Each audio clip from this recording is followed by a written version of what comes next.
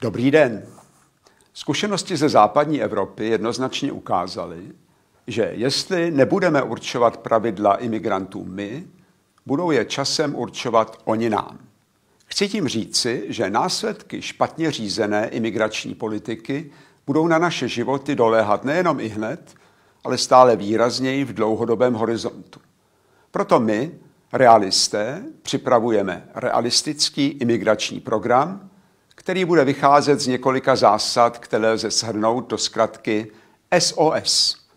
První S znamená stop všem ilegálním přistěhovalcům.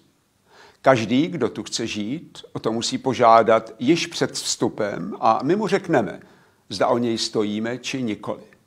O pak znamená nutnou ochotu přistěhovalce a celé jeho rodiny respektovat naše národní pravidla, zvyky a zákony, jednoduše podmínky, za kterých jsme my ochotni ho přijmout.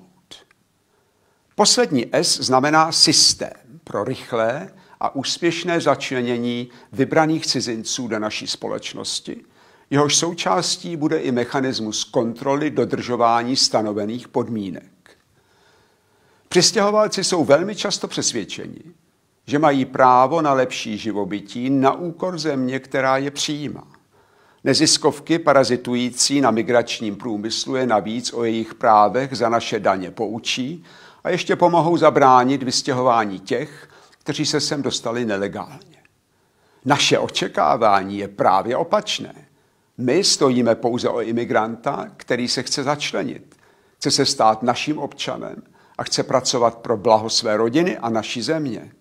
Ta mu totiž poskytla nový domov a jeho dětem novou vlast.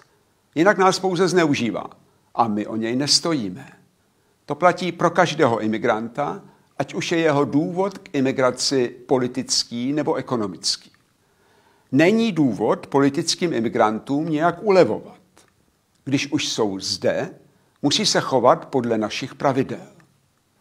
Migrace podle systému SOS říká, že stanovíme jasný počet migrantů, které chceme my sami pozvat, nikoli nejasný počet migrantů, kteří nás nekontrolovaně přijdou využívat.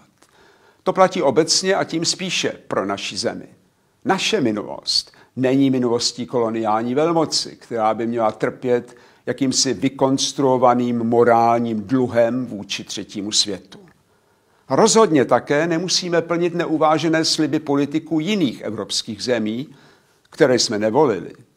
Ti si pouze přisvojili právo rozhodovat za nás bez ohledu na náš názor.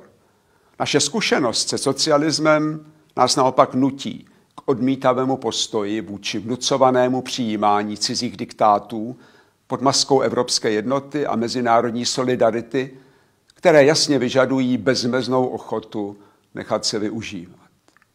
Nestyďme se za naši draze vykoupenou zkušenost a řekněme jasné a rozhodné ne každému, kdo odmítne naše pravidla hry. My jsme tady doma. Rádi přijmeme každého, kdo hledá nový domov, něco umí nebo se chce učit a pracovat. Jestliže ctí naše hodnoty, je u nás vítán, ať je barva jeho kůže jakákoliv. To je jasné a předem dané. Češi nejsou rasisté, ale nejsou ani troubové, kteří se nechají zneužívat. O tom jsme přesvědčeni a za to jsme rozhodnuti bojovat. Jsme realisté